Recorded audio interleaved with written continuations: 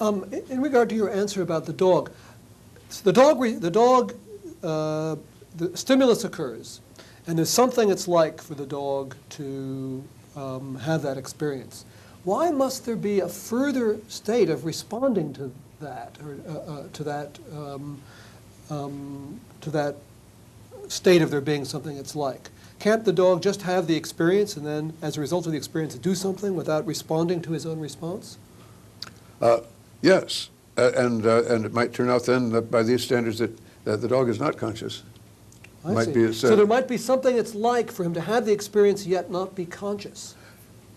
Yes, I think that Julian Jaynes, I think might represent that point of view. That even in not such very remote times, that was true of people as well. What do you take Jaynes to have meant, rather, when he says that consciousness was discovered by the Greeks between the time of the Iliad and the Odyssey? Yes, well, that has baffled me. I put it to him one time now, back in the days before the Trojan War.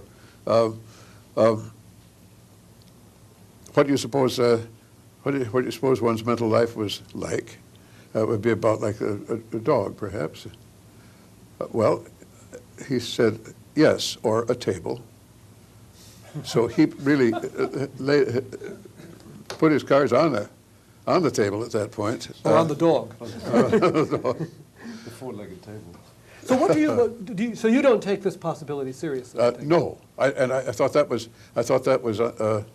excessive and unreasonable. There are a lot of good reasoning, I think, and impressive, a lot of impressive data in Jaynes about the big turning point back then, and when and then the various consideration of the succession of further developments accommodating it, such as the rise of oracles, and then ultimately the disappearance of oracles in turn. Good, but it seems to me we can take all of that and find ourselves enlightened and shocked, perhaps, at how benighted the people were back in those old days, without going so far as what I just cited him as saying. And I do think of, well, naturally, in a naive way, of dogs and other higher animals as being very decidedly aware and being conscious, except that I'm just not altogether clear in what that means. Carl Deutsch, well, I'm not sure that doesn't remove my sense of bewilderment. I'm puzzled about why you say that, on the one hand, consciousness is a big mystery for you and you're not entirely clear what to say about it. But on the other hand, subjective experience isn't so problematic, and you can, as far as you're concerned, quite plausible that states of subjective experience be identified with neurological states. Yes. Why you put such weight on the distinction between conscious experience and experience? After all, yep. Many people would say that, let's say in the case of something like a pain, of course it has to be conscious. It is a conscious experience. All experience is conscious experience. Where the difference comes, I think it's a more superficial difference than you're groping for, is between awareness and consciousness, and how to draw the line, where the criteria are, what is distinctive about consciousness that distinguishes it.